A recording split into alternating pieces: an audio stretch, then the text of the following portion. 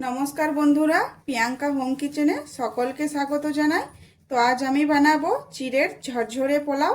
তার জন্য এখানে আমি নিয়েছি চিড়ে। তো এই চিড়েটা দিয়েই আমি আজ পোলাও বানাবো।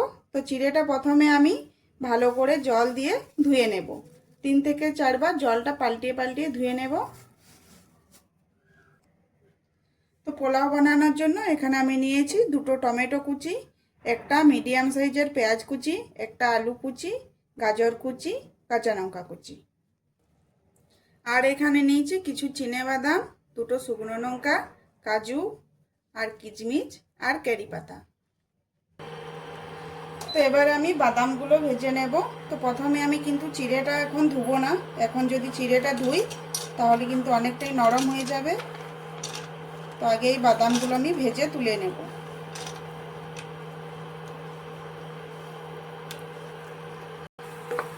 তো এখানে লো আছে, বাদামগুলো ভেজে নেব। এখানে আমি সাদা তেল নিয়েছি, তোমরা চাইলে ঘিও নিতে পারো। তো বাদামগুলো এখানে ভাজা হয়ে গেছে, এবার এগুলো নামিয়ে নেব।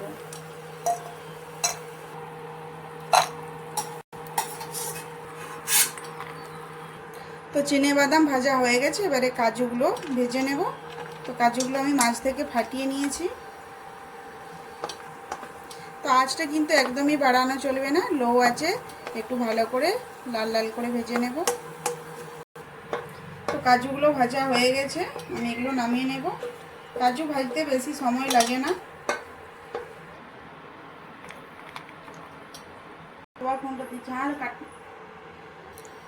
কাজুগুলো ভাজা হয়ে গেছে, এবার কিশমিশগুলো ভেজে নেব। তো কিশমিশগুলো এই যে দেখো কত সুন্দর ফুলে উঠেছে।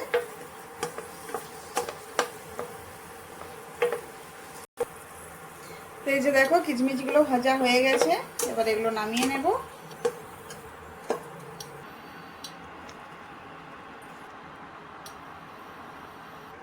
এবারে ওই তেলের মধ্যে দিয়ে দেব হাফ চামচের মতো মৌরি, হাফ চামচ সর্ষে, কালো সর্ষে, 2টো শুকনো লঙ্কা মাছ থেকে ফাটিয়ে নিয়েছি দিয়ে দেব। এবারে সব কিছু একটু ভালো করে ভেজে নেব। তো এখানে ভালো করে ভেজে নিয়েছি, এবার এখানে দিয়ে দেব কারি পাতা।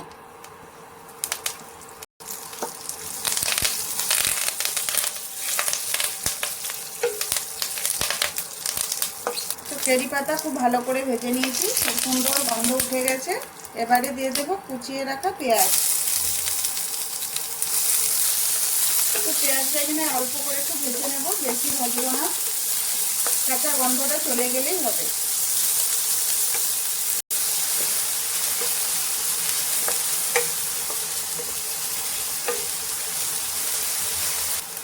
এবারে দিয়ে দেব গাজর, কেটে রাখা গাজর আর কেটে রাখা আলু। তো এখানে আলু আর গাজরটা আমি লম্বা লম্বা করে কেটে নিয়েছি, তোমরা চাইলে কুচিও করে নিতে পারো। এবারে পেঁয়াজের সাথে আলু আর গাজর একটু ভালো করে ভেজে নেব। তো এখন আমি কিন্তু কোনো নুন ব্যবহার করব না, 3 থেকে 4 মিনিটের জন্য একটু ভালো করে ভাজা ভাজা করে নেব। তো এখানে আলু আর গাজর ভালো করে ভেজে নিয়েছি, এবার এখানে দিয়ে দেব স্বাদ অনুযায়ী নুন আর দিয়ে দেব হলুদের গুঁড়ো কালারের জন্য। তোমরা চাইলে হলুদটা দিতেও পারো, নাও দিতে পারো। এবারে নুন হলুদ দিয়ে ভালো করে আলু আর গাজর একটু ভেজে নেব। এবারে এখানে আমি কিছুক্ষণের জন্য ঢাকা দিয়ে রেখে দেব, তাহলে আলু আর গাজর সিদ্ধ হয়ে যাবে। এবারে আমি চিড়েটা ধুয়ে নেব। তো এই যে দেখো এখানে প্রায় সিদ্ধ হয়ে গেছে। তো এখানে আমি অল্প জল দিয়ে দেব। এবারে জল দিয়ে আরো ভালো করে এগুলো নেড়ে চেড়ে মিশিয়ে নেব। তো এখানে আমি প্রচুর পরিমাণে তেল দিইনি, খুব কম তেল দিয়েছি। তো এখানে ওই জন্য আমি একটু জলটা দিয়ে দিলাম, তাহলে কি ভালোভাবে সিদ্ধ হয়ে যাবে। তোমরা চাইলে এখানে তেলের পরিমাণটা বাড়িয়েও নিতে পারো। তো এই যে দেখো চিড়েটা আমি ধুয়ে নিয়েছি, ধুয়ে কিন্তু জলটা ঝরিয়ে নিয়েছি। আর এই যে দেখো চিড়েটা কত সুন্দর হয়ে গেছে, একদম ঝরঝরে। এটা যদি প্রথমে ধুয়ে নিতাম তাহলে চিড়েটা কিন্তু অনেকটাই নরম হয়ে যেত। তো ঢাকাটা খুলে মাঝে মাঝে একটু নেড়ে নেবে, নাহলে তলে লেগে যেতে পারে।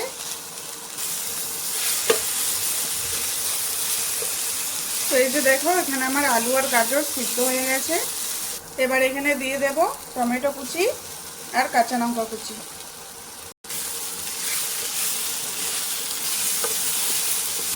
তো এখানে আমি দিয়ে দেব 2 চামচ চিনি। তো মিষ্টিটা নিজেদের পছন্দ অনুযায়ী নিয়ে নিও। এবার এখানে দিয়ে দেব স্বাদ অনুযায়ী নুন।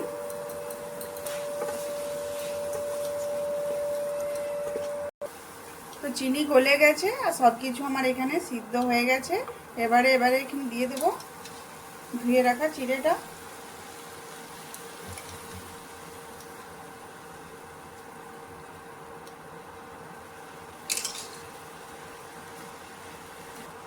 এবারে সব কিছু ভালো করে মিশিয়ে নেব।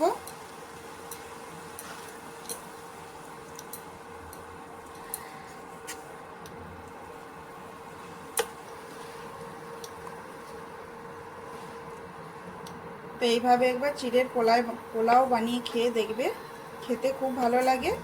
এটা বাচ্চাদের স্কুলের টিফিনে বা লাঞ্চ বক্সে দেওয়া যেতে পারে। খুব একটা হেলদি খাবার। এইরকম করে যদি বাড়িতে বানিয়ে খাওয়া হয় দেখবে বাচ্চা থেকে বড় সকলেই পছন্দ করবে।